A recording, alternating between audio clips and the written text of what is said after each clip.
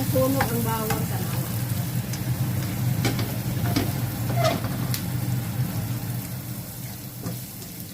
Nasunog ang bawang kay gatuman ko og li sa hanggo. Ang udong ang gihugasan o kay yelo kaayo. Ang gihugasan og ininit ba kay ang ijabo.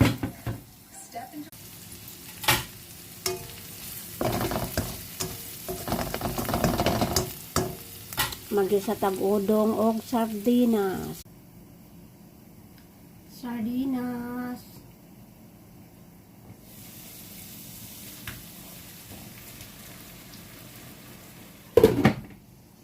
Takpan kay arong di manimaho. Darag udong oh. Ag sardinas ahong gi sagawan og Chinese celery para dili kaadyo langsa ba. Na kanyang udong gihugasan na dyan nagbunggang-bunggang ininit kay ang food coloring lagi.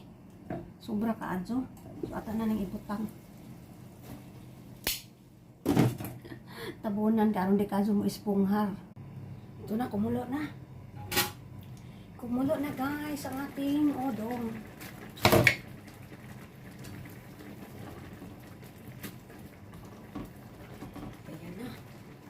Lagyan na natin ito ng ating garnish na sibuyas. So, ayan na, nagbulok-bulok na.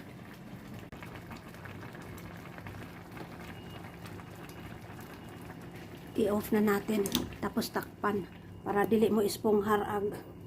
Ay, tika. Karaw-karawon pa nato. Ito na ang udong nga naay daghang sagok nga shallot. Tapos kaning Chinese celery ba kani oh. Kani siya. Para matanggal yung aroma ng sardinas na masangsang. Kasi may sardinas talaga na para bang langsan niya na amoy lata. Yung lata ba. So ito mamara man ni og mabugnaw na. So, bites na tayo, wala ng kanin. Kasi ito nang pinakakanin, oh. Ito siya ang pinakakanin. Tapos yung green ang pinakagulay at saka yung celery. Tapos itong sardinas mo ay ulam. Ayan, oh. Hindi ko gikuraw-kuraw kay para di madugmok. So ito na guys, salamat guys.